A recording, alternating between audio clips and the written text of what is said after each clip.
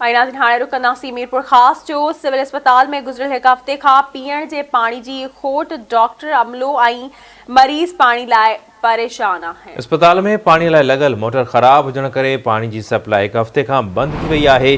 मीरपुर ख़ास सिविल अस्पताल में सहूलियतूं न हुजण सबबि अक्सर मरीज़नि खे हैदराबाद रेफर करण बि मामूल बणियल आहे। पाणी न हुजण करे सिविल अस्पताल जे अक्सर वार्ड्स में दाख़िल मरीज़ ॾुखियाईनि खे मोह ॾियनि था।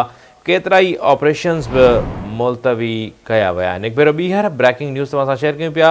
पाणी जी खोट आहे। पीअण जे पाणी जी खोट सबबि मीरपुर ख़ास सिविल अस्पताल में डॉक्टर्स, अमलो ऐं मरीज़नि सां ईंदड़ जेके उन्हनि जा वारिस आहिनि उहे बि परेशान आहिनि। मीरपुर ख़ास सिविल अस्पताल में सहूलियतूं न हुजण सबबि अक्सर मरीज़नि खे हैदराबाद रेफर कयो वञे थो। अपडेट कयूं पिया। ब्रेकिंग न्यूज़ आहे मीरपुर ख़ास मां।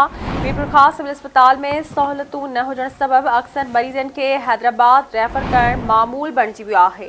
तफ़सील मालूम कंदासीं उमर दाऊद पोटो खां। जी उमर, अपडेट कजो, कहिड़ा तफ़सील आहिनि?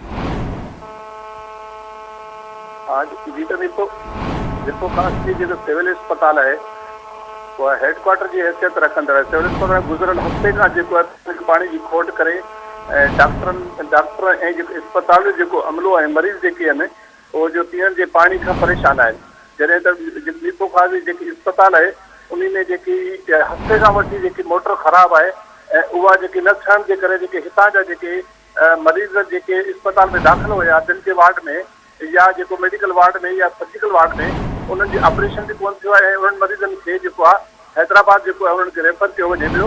ऐं जॾहिं त डॉक्टरनि सां ॻाल्हि ॿोल थी त उनजो चवणु हो जेको सबजन डॉक्टर इंचार्ज हुयो उनजो चवणु त असां जेको अस्पताल जी इंतिज़ामिया ऐं ज़िले इंतिज़ामिया खे ॿुधायो आहे त सिविल अस्पताल जी जेकी हेडक्वार्टर जी हैसियत रखे थी पई उन जी जेकी मोटर जेकी आहे हफ़्ते खां वठी ख़राबु आहे उन्हनि जे जेको उन अमल जे करे जेको आहे हितां जे मरीज़ ऐं डॉक्टर जेके आहिनि ऐं हितां जो वरी महिरबानी उमर हिन बारे सां अपडेट करण जे लाइ।